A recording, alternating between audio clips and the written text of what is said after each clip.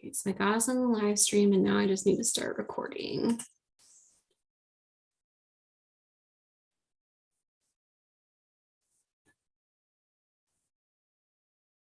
So I got us on the live stream and now I just need to start recording. And also mute that. Record on this computer.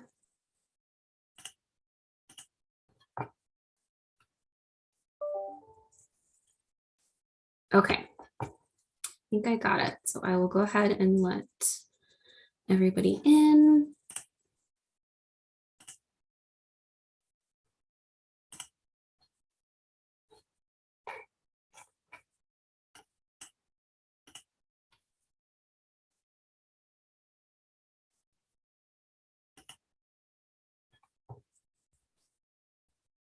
Hi, everyone. Sorry about that. I think we are ready to go.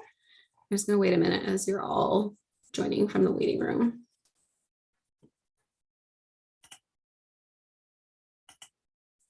There we go. All right, everyone. So thank you for your patience while we got that sorted out.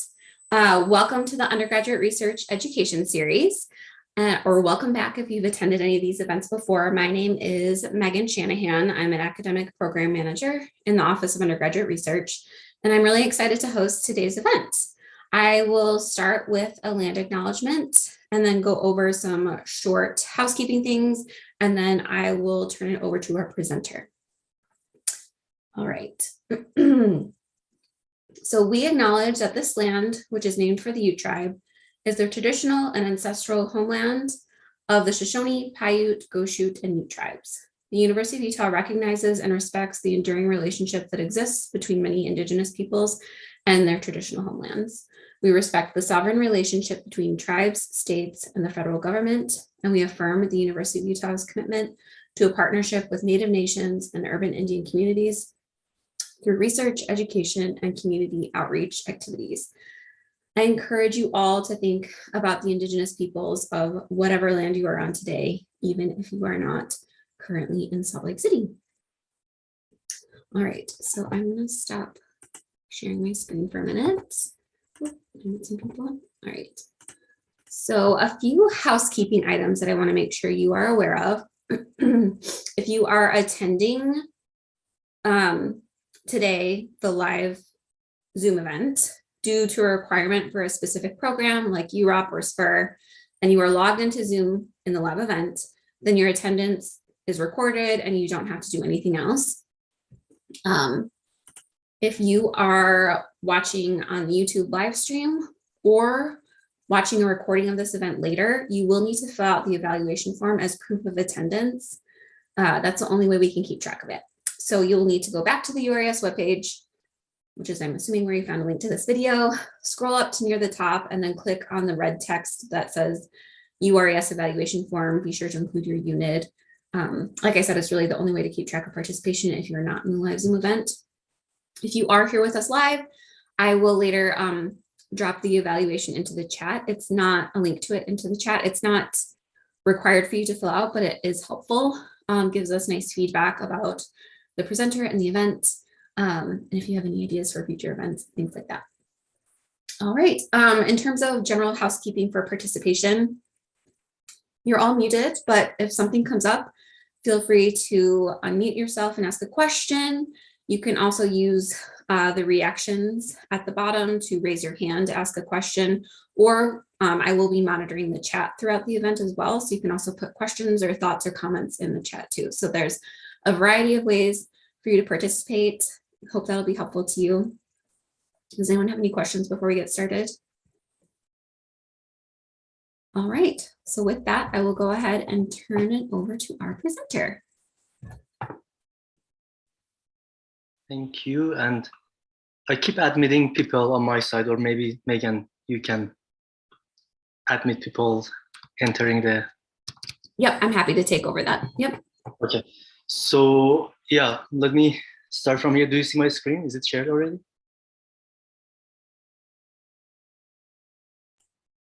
Is my screen shared?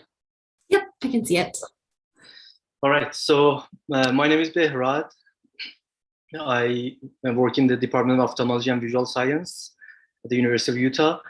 And my research is mostly about understanding how the visual cortex works and how our cognitive functions, such as attention and working memory, incorporate and employ visual cortex to achieve, our daily behavioral goals.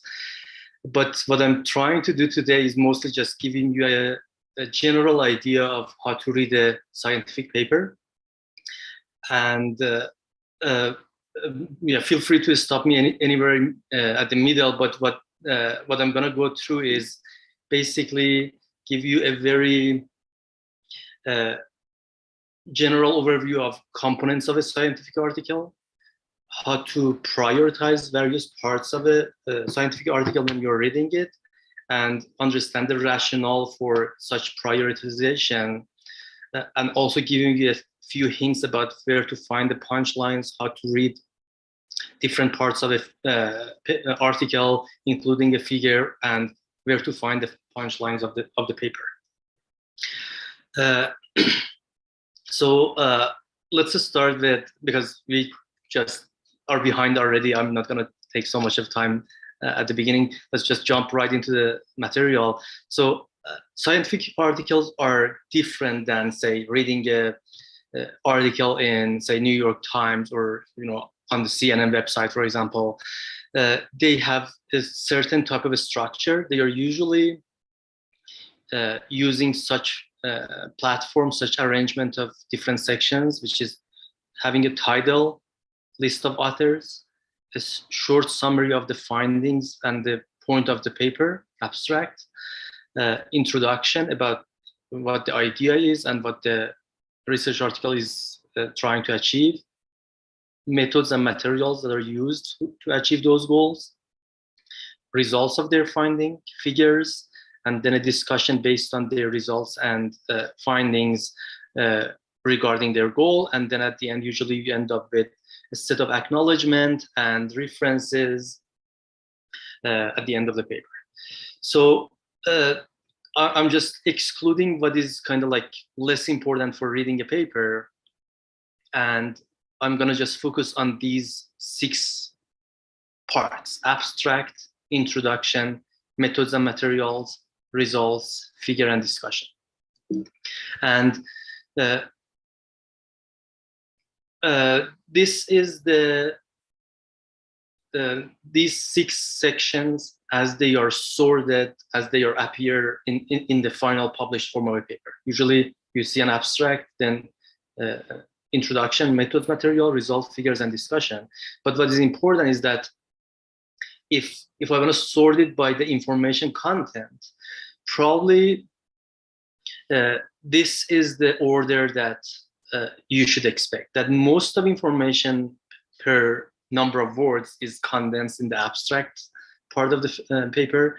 Then a lot of information is in the figures. Then results are a more expanded form of describing the figures and findings in the figures. And then usually you have introduction and discussion, depending on how much of information you're putting into, like, okay, how much is the background, or how much is this finding giving us information about the future steps. You have introduction and discussion there. And then usually methods and material is just a detailed extended form of information that is needed for understanding how this research is done. Actually, let me check my chat as well, make sure. All right, that is not for me. All right, so this is the list as sorted by information content. So by this time, you should probably have an idea of, if you want to read a paper in your field, this is probably the way to read it. But one thing that is important is, okay, so you saw the difference between appearance and content, but what is important is the order to read might be different if the paper is not in your field, meaning that if you don't know what the background is or how this research is usually done, you probably need to spend more time on introduction and methods and materials to understand where this article fits in, and then start reading, okay, what the results are, how they are showing their claimed reports, and how they discuss these findings. So if I want to give you an idea of how this changes the way that you approach a paper, you should understand that it's a spectrum. If you are less familiar with the paper and with the field, then you have to spend more time on introduction, methods, material, abstract, and discussion. But if it is in your field and you already know, okay, this group is working on, I don't know, like object recognition in visual cortex, you can just jump right into their figures and results and see, okay, what is the new finding that this group has? And you probably don't need to go through, okay, you know that what they are doing for their methods, you know what the background is, so you can just directly jump to these figures and results and get an idea of judging the results and discussing them by yourself. So to give you an idea, obviously, if you are reading a paper that's not in your field, you have to spend more time to get up to speed and then start understanding the result. Otherwise, if it's in your field, you can just jump right into the main dish. So there is no way to, yeah, I think that's kind of clear up there. So what I used for this talk as a sample of a paper is one of our papers that was published basically the first year that I gave this talk. So I kept the same paper. But what I'm trying to do here is that rather than telling you how to read a paper, I'm going to tell you how a paper is written, and hopefully this gives you a better idea of why different parts of the paper have different, value and different amount of attention is needed for each of those aspects. So this is a paper that was published in 2018. Here's the authors, correspondence. There is a short, smaller than abstract actually format that for this journal, we needed to present a very short, brief summary of what's happening there and a bunch of highlights. But what I'm gonna tell you is how we wrote the paper. So before going there, let me just start. Maybe you guys can unmute yourself and give me an answer. So one question that I have is that between these parts, what do you think authors usually start writing? Which part an author starts writing first? Between, say, abstract, discussion, methods, material, introduction, results, and figures. What is usually the order that a paper starts forming up? Anyone want to take a hit? We have some guesses in the chat. So results and discussion, maybe figures, maybe abstract, maybe methods, abstract methods, introduction. Oh, yeah. There's a lot in there. Yeah. A lot there, yeah. So actually, yeah, I think so methods and materials are not. Let's just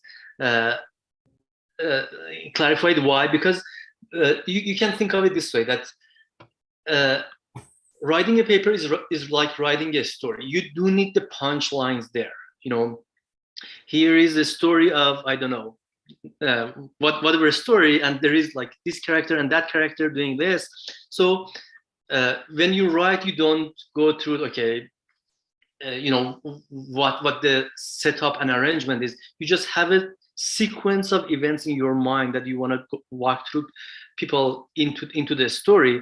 And usually, I mean, you can think of like in your mind, you usually have the abstract form, meaning that you know what the general storyline will be.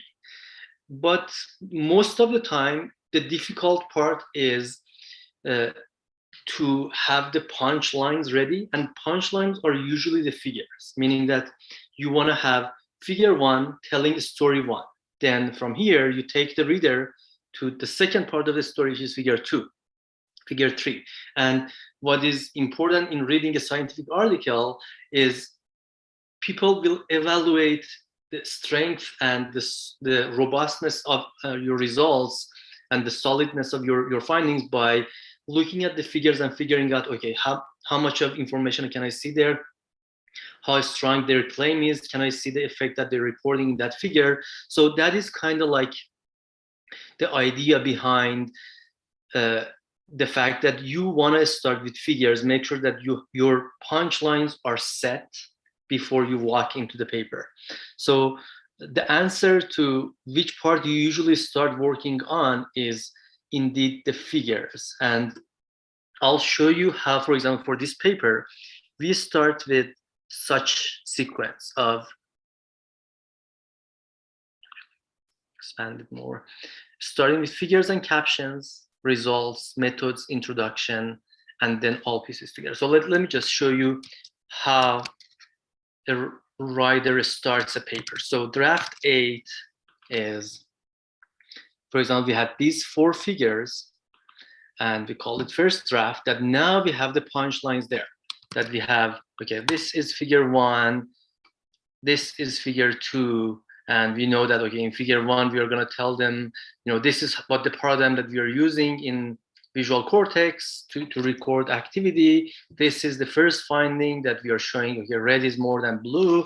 So we know what the punchlines are. And then we start with, at least, you know, my method. There are several methods, obviously, but I'm just telling you that this is just a general trend that you want to have your punchlines sorted out up front. So in figure 1, it's a task. We didn't write that much about it.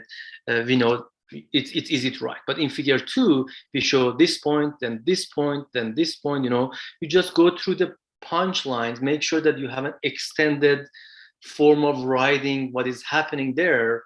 And then in figure 3, we are showing this, and every step you just walk the reader through it. So now we know that we have a paper. We have something that is that has a storyline, and then we just basically left everything else aside.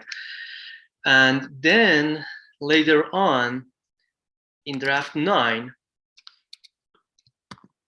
we go to extended form of result, meaning that now we have, okay, we start like putting different parts of the paper, abstract, there should be, we know that, okay, it's 120 words, we're going to take care of it later. We know what is in our mind already. But now we start like writing the results in a more detailed way, meaning that now that extended figure that we had becomes, you know, a detailed description of the results with all the details of, you know, p-values and mean and standard deviation. Everything there is explained, and then figures are probably inserted there with a little bit of caption for them to describe what the figure means. So now we are, I would say at this stage, you are probably like 80% done with the paper. The rest is just writing the stuff. And now you can start writing things that are easier, methods, introduction, and usually there is supplementary information, meaning that, you know, there is a specific effect that you're reporting, but it's not part of the main story, so you leave it as a supplementary figure. Some journals allow having supplementary information, some don't. And then you just gradually add these parts that are, if it's a paper that you've been working in that field for a while, you already have some text for describing the methods that you're using, and you already know what is happening there. Say, for example, you're writing a paper for your thesis, you already have written your proposal up front during your PhD that tells people, okay, this is the introduction to the question, and this is why this question is important, and this is how we're going to address it, and here's the approach and method. So you just basically take those parts from your proposal, and because this is already done and you already started this line of research knowing what you're going to do and knowing why you're doing it.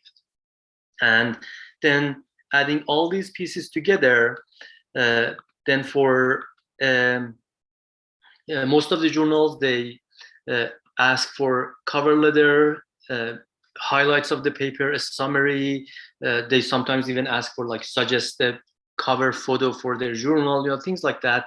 Each journal could be different, but you just add these as you go along. And then the process is like that you submit this paper that is probably like draft 27, for example. Let's go take a look at it. Then we had, this is probably the latest draft that's pretty much ready to be submitted. You can see how it looks like.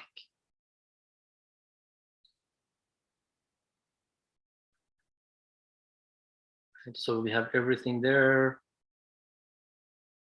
Still keep tracking few items to fix. And basically all components of the paper are there, are the references, acknowledgement, figures, captions, references at the end. And then there is another supplementary file as well. And then what happens is that you submit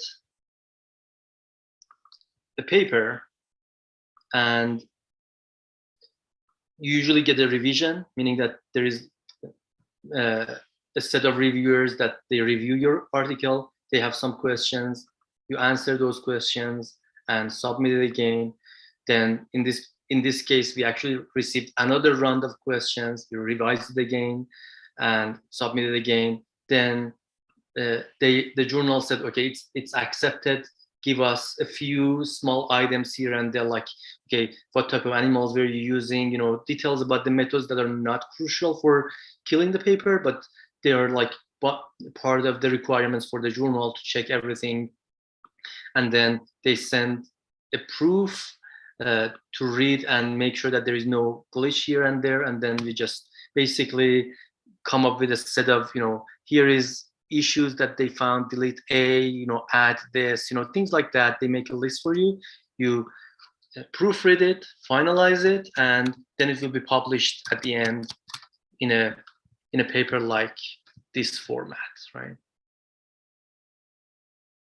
So this is the sequence that most of scientific articles take, with a little bit of like wiggle here and there, but you can get an idea of why now I was emphasizing on, having figures, captions, and results up front.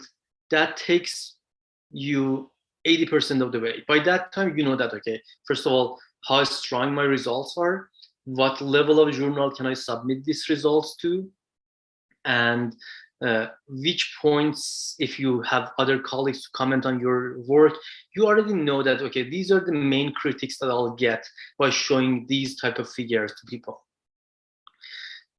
So as I mentioned, there are two different, there is the main punchline of a paper is the figures. So I spend a little bit more time on how to read figures. So I put two of the figures here. One is, that's figure 3, that you can see. This is how a figure is usually formatted, right?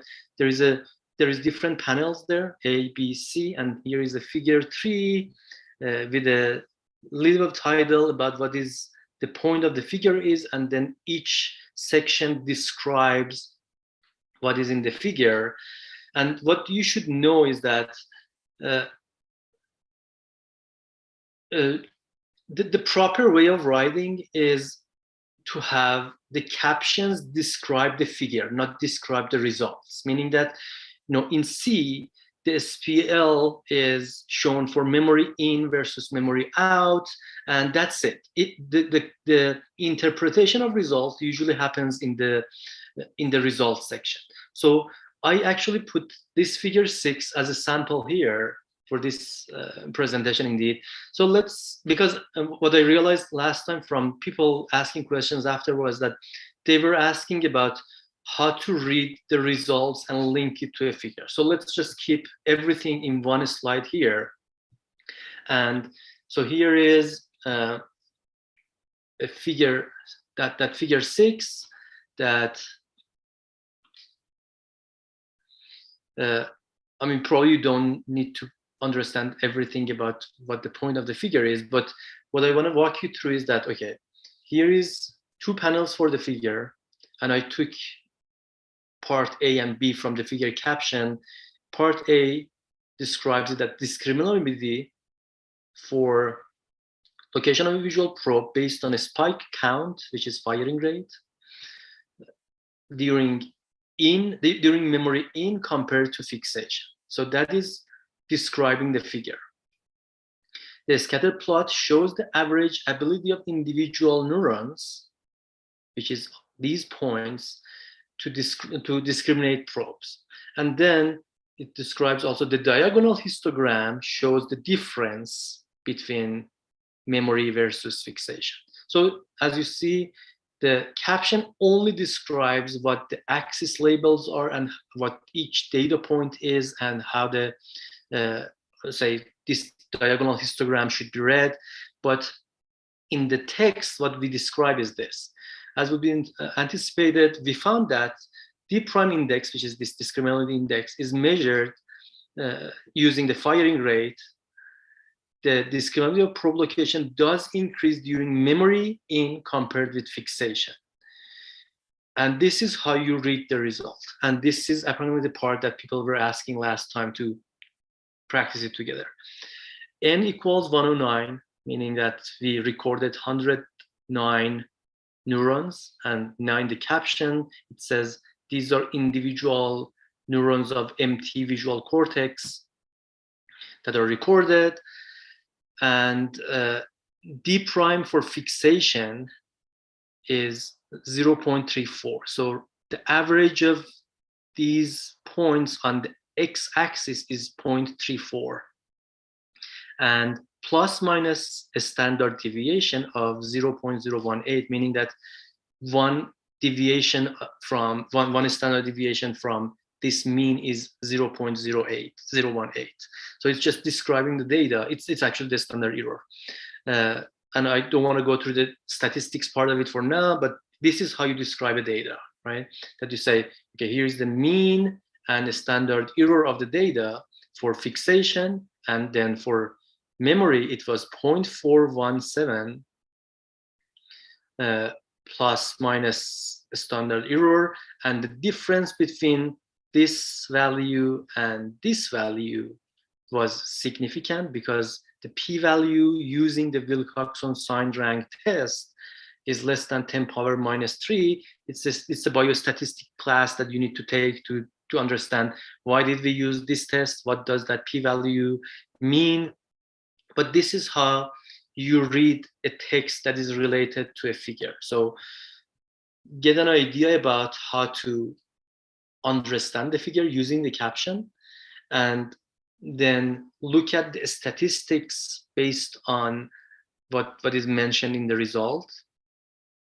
And usually at the end of results section, you'll have, okay, therefore this result shows that discriminability during the memory condition is greater than the fixation condition. And this is usually true for most of like scientific papers, that you get an idea about how to read the figure, you get an idea about what the figure is showing using the results section, and then get an idea about what these results mean by reading the discussion. Or if it's in your field and you're an expert in that field, you can also interpret it yourself. So any questions so far up to here? Let's take a pause because this is, where is the, oh yeah, still. All good there.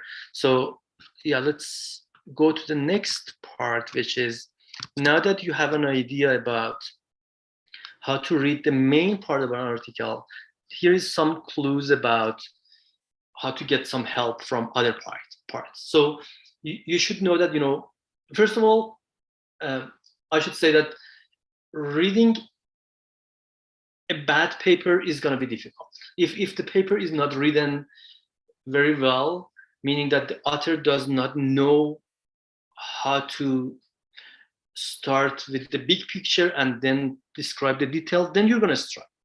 But if it's a paper that is written, the author has gone through a writing class already, they know that they should put their punchlines at what part. And usually this is what's happening, that first sentence of a figure caption is important, like you saw in this example, right?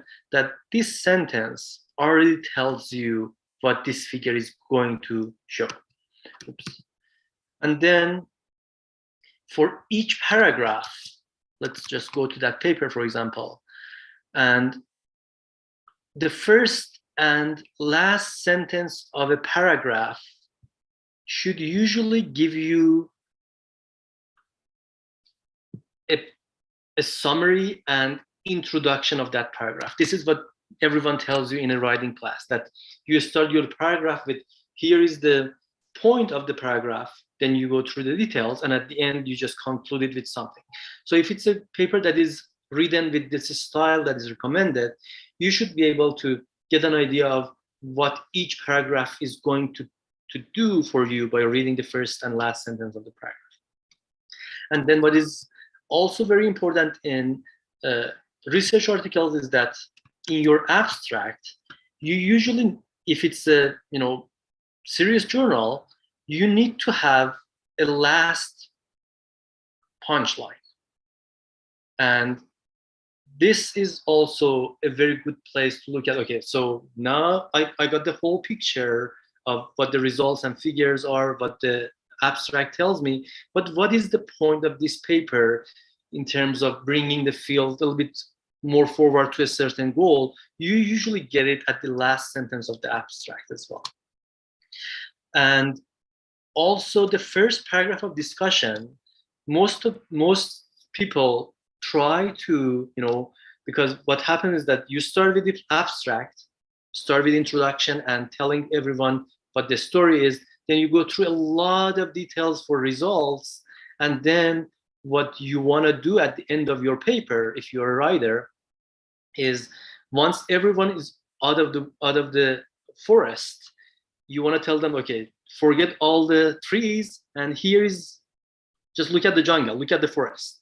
And you just summarize everything at the first paragraph of the discussion, that figure 1 we showed it this, figure 2 we showed it that, figure 3 this, figure 4, 5, right? Just walk everyone through it, so make sure that they're not lost into all those details of the results section, and you can bring them back to speed, now telling them, okay, what is the story and why this result is going to show you the things that we're going to discuss. So that's also another important part to look at. And also last paragraph of the introduction usually serves the same purpose, meaning that when you tell everyone that what the idea is in the introduction, at the last part of introduction, you usually tell them, which is this, tell them what they are going to expect in the future results section. That you're going to tell them, okay, this is what you're going to see, and the significance of these results are this. Now let's go read the results. So usually you can get an idea of what, I mean, if you want to have be a quick reader, just going to the punchlines, you can get an idea of what they're gonna tell you at the end of your introduction, because they're gonna list what you're gonna go through, and then look at the beginning of discussion where they are gathering all the information and reviewing everything that was said during the discussion, during the result. Then if you want to see their points, you can take a quick look at the figure captions, and usually actually the first sentence of the figure caption tell you what the point of each figure is, and also go to further details of each result section by at least looking at the first and last sentence of each paragraph. This gives you something that within 15 minutes you can get an idea of what this paper is going to tell you. And if you want to see how these authors see their paper in the overall context, you can see how they are discussing it in the last part of the abstract and their discussion. So this was the just giving you an overall view of how to read the paper and where to find the punchlines, how a paper is written, so it gives you an idea of putting yourself into the author's shoes and see things through their eye. I just have few small points to add, which is, I think by now you should have had enough information about how to read the paper. But I just want to give you a quick review of, there is first of all, as I said, the paper should be written efficiently. You're out of luck if it's a paper that is not written to a certain style. You should read the whole thing to make sure that you understand you're gonna be struggling. But if it's a high-profile journal, they are usually taking care of it already, and they have already found ways to carry the message directly. But as a general reading skill point, there is a 3-round method that I actually asked Stephanie and Megan to share this paper with you, how to read a paper, and it tells you the 3-pass approach of first pass, having a general overview, second pass, more details, and third pass, the critic part, the critical thinking part. So it's basically round 1, you want to find the punchlines, what's the point of significance, main arguments, main questions. And what I told you about the punchlines is usually used for this round 1, to give you the general overview. Then for the validity of answers, you need to get into more details. You need to read their figures, read their description of their figures in the results section, how these findings contribute to our knowledge. All these things takes another round of reading, more than that first round of 15-minute part.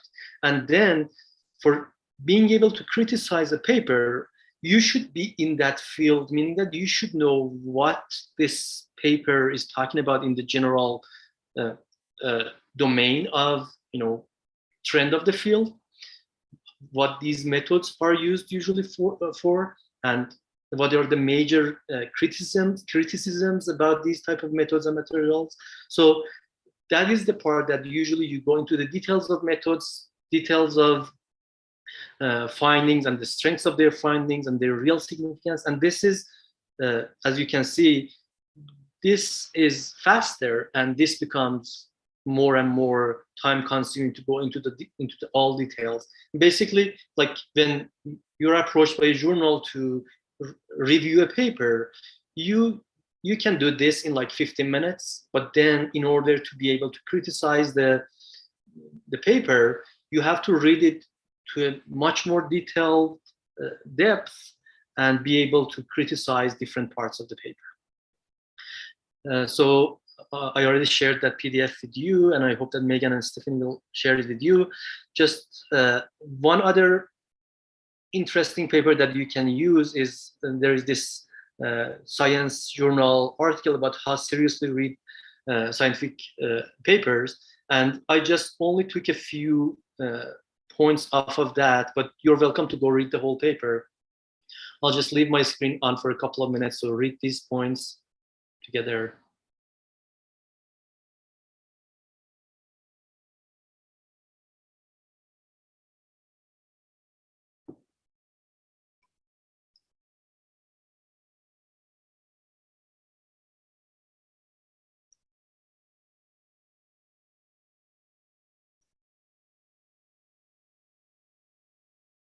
And this part as well.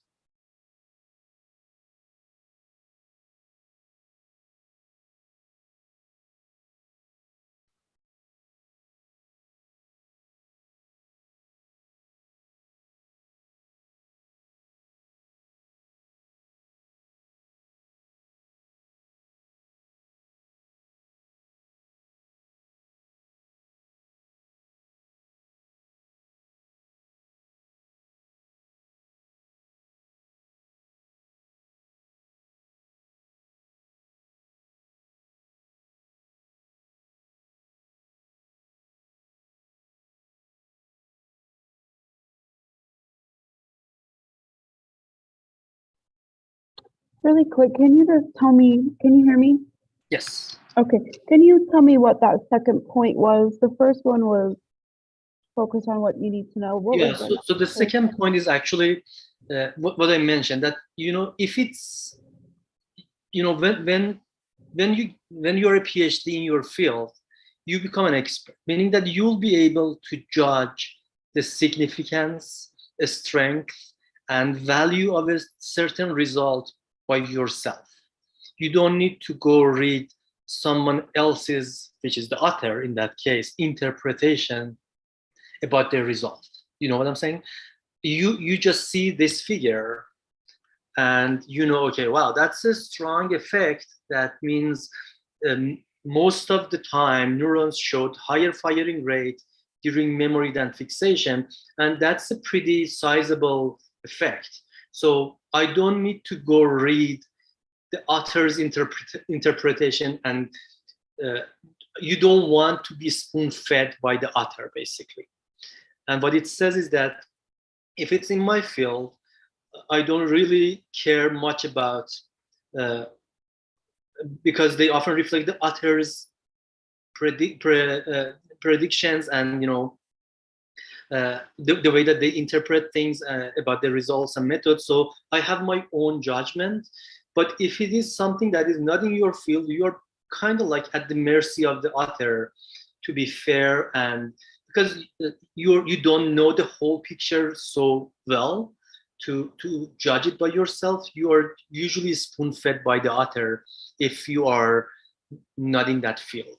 So you kind of rely on their interpretation and their way of,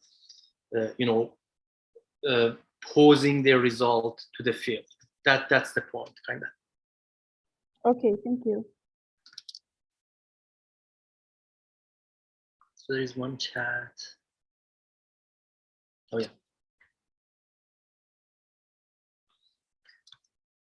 So yeah, let me stop sharing my screen so I can see. We got like, I think 9 minutes, which is good for having questions and answers. Any question, any specific part that was not clear? Again, the idea was to give you, the author's perspective of how a paper is written.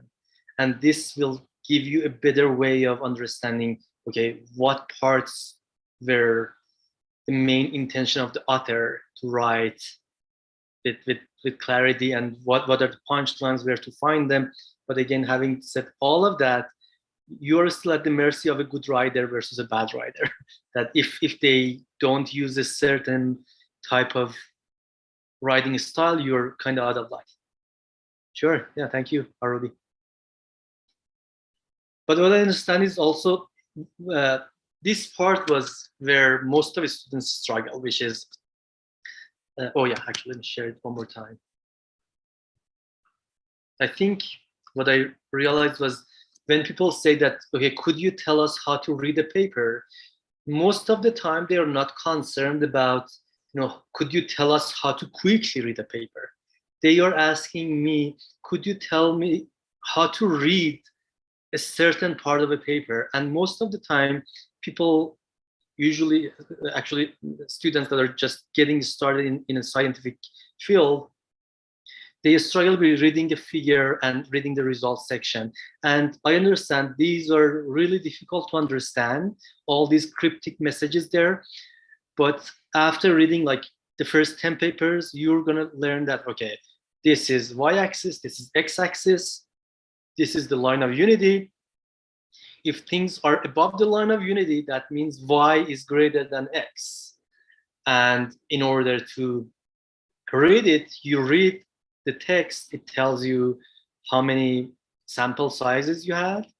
It tells you what measure was used for these two axis labels, say d prime, which is discriminability, and the value of x is this, value of y is that. As you can see, y is greater than x, as you can see in this points being above the line of unity. These are going to take time to be familiarize yourself with how to read scientific figures. And in order to do it properly, you do need to know statistics and biostatistics in this case specifically to understand, okay, what does this mean relative to that? What is it? 0.016 variation good when the main signal is 0.4, and these will take some practice in statistics and understanding, the descriptive statistics basically. What does that p-value mean? It tells you what probability of seeing such phenomenon is, and what is this test doing, Wilcoxon sign rank test, and how to apply certain biostatistical tests on your data as appropriate. That takes another full course to just know. But usually what people say, we don't know how to read a paper, stills down to we don't know biostatistics of reading results yet. So if you're struggling with reading details of a paper, usually it means that you need to know more of statistics, and you need to know more how to read scientific communication, basically, in terms of statistics.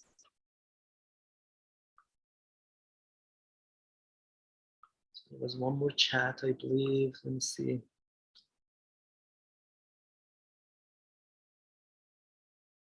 If you're doing research, Papa asked, if you're doing research in a familiar field, is it a good idea to use similar statistics methods for your research work? What do you mean similar statistics method? So as I said, like for each point to make, for example, you want to say memory count of spikes is greater than fixation count, for example, for that figure. You do need a Wilcoxon sign rank test in that case. But if you want to say memory information is correlated with fixation information, that requires a correlation statistic method, meaning that, okay, you have to report it, say, Spearman correlation or Pearson correlation. But usually there is a set of statistics methods that are pretty common actually across, say, take it from math to physics to biology to chemistry. These set of statistical methods are kind of universal, meaning that whenever you want to talk about correlation, you use Pearson correlation. If your data does have outliers, you use Spearman correlation. If you want to compare two, say, blood sugar of male and female, you use t-test. If you want to compare something that is more and has like outlier data or is not a normal distribution, you use Wilcoxon sign rank in that case. So set of statistical tests are kind of universal, but the answer to your question is that probably it is true that you're going to end up using only a limited set of statistical tools throughout your career. Like if you're a computational person, you may use like different set of GLM, generalized linear model type of work. But if you're just a say endocrinologist, you're mostly using like measuring blood sugar and doing like a t-test or sign rank on that. So yes, you're going to end up with a limited set of statistics, but you should know the larger scope.